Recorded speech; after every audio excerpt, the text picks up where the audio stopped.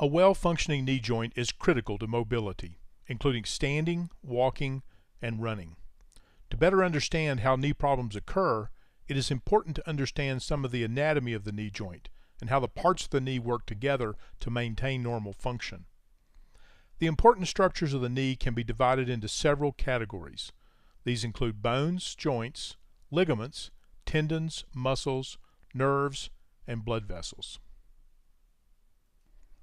First, let's define some common anatomic terms as they relate to the knee. This will make it clearer as we talk about the structures later.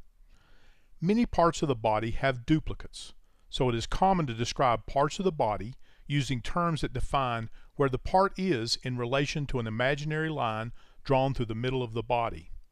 For example, medial means closer to the midline, so the medial side of the knee is the side that is closest to the other knee. The lateral side of the knee is the side that is away from the other knee. Structures on the medial side usually have medial as part of their name, such as the medial meniscus. The term anterior refers to the front of the knee, while the term posterior refers to the back of the knee. So the anterior cruciate ligament is in front of the posterior cruciate ligament. The knee is the joint where the femur and the tibia meet. The patella, or kneecap as it is commonly called, is made of bone and sits in front of the knee. The knee joint is a synovial joint. Synovial joints are enclosed by a ligament capsule and contain a fluid called synovial fluid that lubricates the joint. The end of the femur joins the top of the tibia to create the knee joint. Two round knobs called femoral condyles are found on the end of the femur. These condyles rest on the top surface of the tibia. This surface is called the tibial plateau. The outside half, the farthest away from the other knee, is called the lateral tibial plateau, and the inside half, closest to the other knee, is called the medial tibial plateau. The patella glides through a special groove formed by the two femoral condyles called the patellofemoral groove. The smaller bone of the lower leg, the fibula, never really enters the knee joint. It does have a small joint that connects it to the side of the tibia. This joint normally moves very little. Articular cartilage is the material that covers the ends of the bones of any joint. This material is about 1/4 of an inch thick in most large joints. It is white and shiny with a rubbery consistency. Articular cartilage is a slippery substance that allows the surfaces to slide against one another without damage to either surface. The function of articular cartilage is to absorb shock and provide an extremely smooth surface to facilitate motion. We have articular cartilage essentially everywhere that two bony surfaces move against one another or articulate. In the knee, articular cartilage covers the ends of the femur, the top of the tibia, and the back of the patella. Ligaments are tough bands of tissue that connect the ends of bones together. Two important ligaments are found on either side of the knee joint. They are the medial collateral ligament, or MCL, and the lateral collateral ligament, or LCL. Inside the knee joint, two other important ligaments stretch between the femur and the tibia. The anterior cruciate ligament, or ACL, in front, and the posterior cruciate ligament, or PCL, in the back. The MCL and the LCL prevent the knee from moving too far in the side-to-side direction. The ACL and the PCL control the front-to-back motion of the knee joint. The ACL keeps the tibia from sliding too far forward in relation to the femur. The PCL keeps the tibia from sliding too far backward in relation to the femur.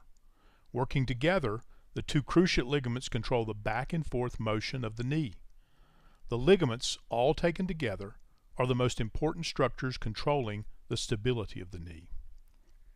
Two special types of ligaments, called menisci, sit between the femur and the tibia. These structures are sometimes referred to as the cartilages of the knee. But the menisci differ from the articular cartilage that covers the surface of the joint. The two menisci of the knee are important for two reasons. One, they work like a gasket to spread the force from the weight of the body over a larger area. And two, they help the ligaments with stability of the knee.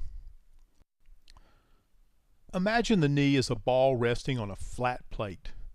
The ball is the condyles of the femur, and the plate is the tibial plateau. The menisci actually wrap around the round condyles to fill the space between it and the flat tibial plateau. The menisci act like a gasket, helping to distribute the weight from the femur to the tibia.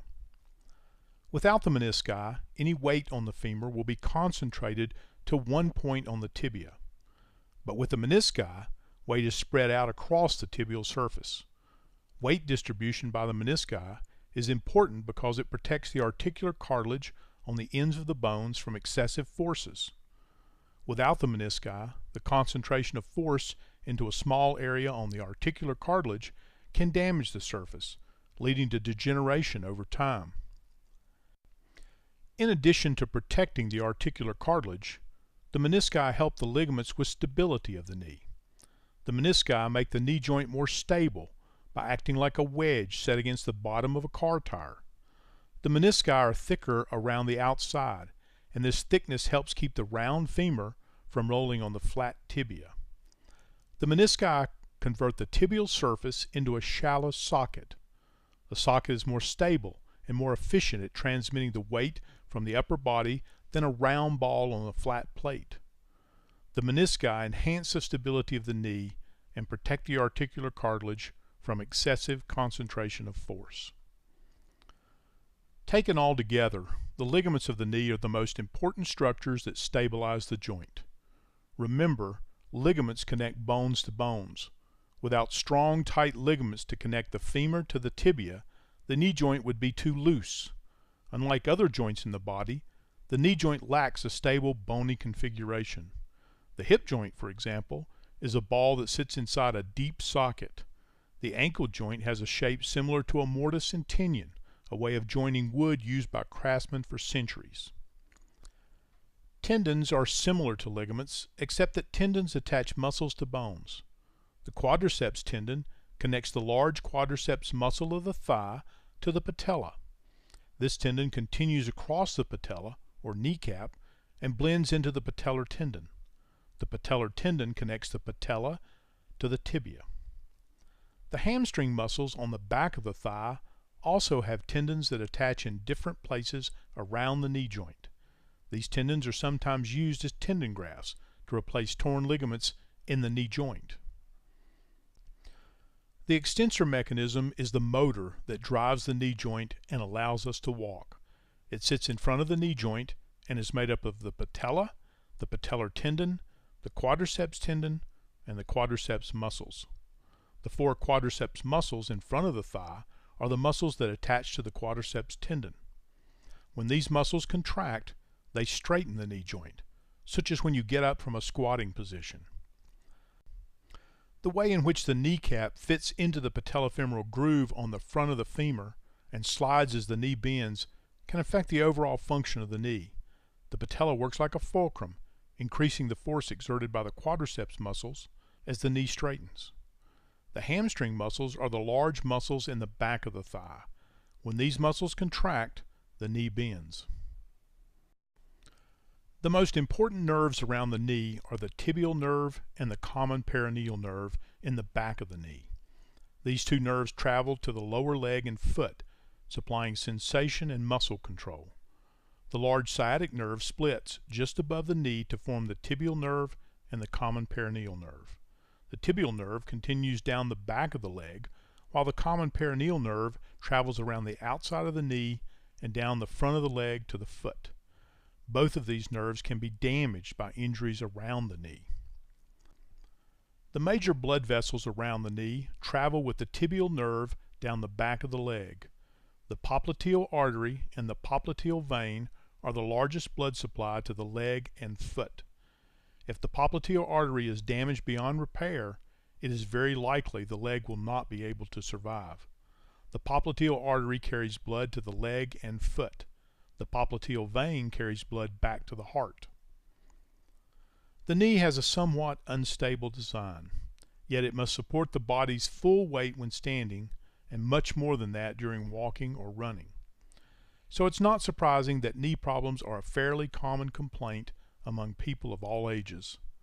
Understanding the basic parts of the knee can help you better understand what happens when knee problems occur.